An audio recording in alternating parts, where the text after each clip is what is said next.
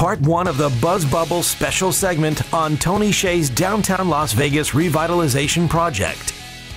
Now back to our host, Kevin Kelly, on the BuzzBubble. So here we are with Kim Schaefer, and she's going to tell us about the downtown project, and here we are. So we're standing outside the Ogden apartment building. It actually was originally built as a condominium building before the economic bust. And when it went under, it actually took the bank that funded it down with it. Wow. So it was restructured, and it's now actually all rental apartments. Tony and some of the other folks from Zappos started moving in here last May. Decided that they really liked it. So there's a whole floor that's just Tony and Zappos people. We also have about 50 apartments in the building that we use as, we call them crash pads. So they're basically like hotel rooms. So people who are interested in what we're doing, people who are thinking about moving their businesses here, we have them come here, they visit, they stay with us, spend some time downtown, see what the community is like. And actually Tony's talking tomorrow at the White House Council on Business Development. There's a forum here. Wow. And one of his slides is the building. He said, this is our secret weapon, because once people come here and see what we're doing, they get excited and they're sold. They stay. Wow. So we have companies like Remotive, and they just stay. This building actually was originally a JCPenney's building. Wow. It then became a medical center, Fremont Medical Center. And it's owned, the building is owned by the people that own the El Cortez. And a couple years ago, it'd been sitting here, they'd been using it like an office building, but mostly it was vacant.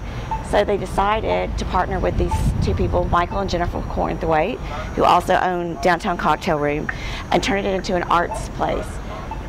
So, this is cool. Very cool. It's called Emergency Arts. So this is the Beat Coffee House.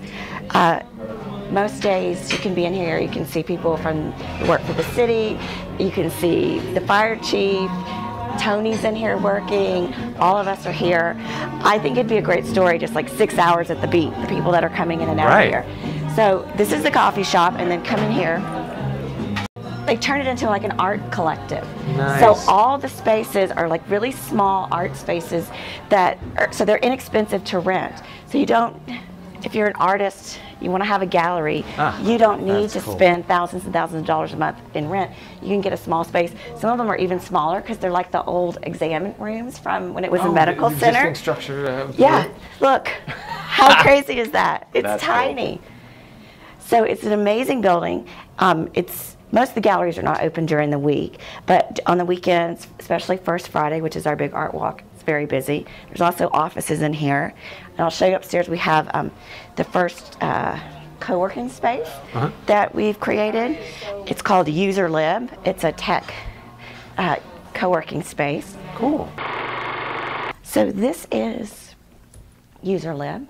It was funded partly by Zappos, and the idea was they're moving here. They're moving downtown. There are a lot of tech people that work with them. Right. How do we need a space for people to go and work. So this is a tech library. Hi, Shavana. There's there are books here. People can just come in and use them. It's a co-working space. It costs $25 a year. You just get a card. You can swipe and come in. Or if you want to do events, there's a big room back there. Wow. It gets used quite a lot. It's a great space. On Thursday nights, here they have a group called The Jelly, which is a tech co-working meetup. And it actually just started last June. Right. Shavana's one of the organizers of it. And the idea was, we're tech people. Are there other tech people here in Las Vegas too? How do we find them? Started off with like 5 people. They kept growing and growing. Now it's actually become dysfunctional as a place to work because there's so many people here. But it's a really great place for people to come and meet up. They have drinks. They have from the coffee house downstairs. They get beers sent up here.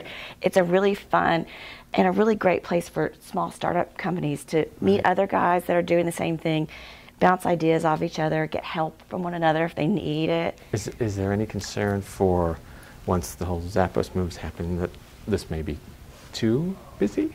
Or is that a good thing? Well, could be a good thing, right? No, that's a good thing. But actually, it is a problem, but we're actually working on that now. The biggest problem with downtown Las Vegas, the biggest hurdle we have is not that people are not passionate about changing it, we don't have buildings to put people in. Wow. So, and you'll see when we go upstairs to Tony's place, like most urban revitalization, you think about crumbling buildings that need to be repurposed. We just don't have that. We have a lot of empty space right in the middle of our downtown. That's the other thing. We don't have a lot of restaurants here right now. So one of the big things that we're doing with small businesses, trying to find places to put restaurants. Okay. So with that in mind, we're going to be utilizing repurposed shipping containers because we don't have buildings to put people in, and if it takes 18 months to get a building up and running, and we have people that want to start a business now, well, how can we make faster magic happen? So the idea is to have like a little plaza, communal space in the middle, a little shop, maybe a little cafe. They were trying to do that in parts of New York City, and it seems like the model can definitely work. That's very cool. Yeah, so that will be our first visible, physical thing, I think, that you can see. So that's the beat, amazing place, and let's continue. Okay.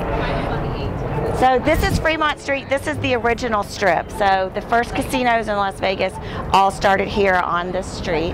On the other side of Las Vegas Boulevard is where they're all located. Okay. You can see the big canopy over the Fremont Street experience. So what happened was, casinos started out down here. This is actually part of Las Vegas. It's in the city proper. Okay. But the city put restrictions on how tall you can make your building, how big you can make your building, tax issues. So people said, oh well, we'll just go down the street into unincorporated Clark County and we'll build whatever the hell we want to. So basically all the strip is not in Las Vegas actually. It's in unincorporated Clark County. So it really, what it created was a vacuum here in our downtown and led to the kind of urban decay, if you will, of this area. So time to bring it back. It's time to bring it back and change it. So that's it for part 1 of our tour of Tony Hsieh's downtown project. Tune in next week for part 2. So yeah, that's the shot with the big, our secret weapon sign over it. Actually, you get much better view of how big it is. Yeah, it's big. Next week on the BuzzBubble.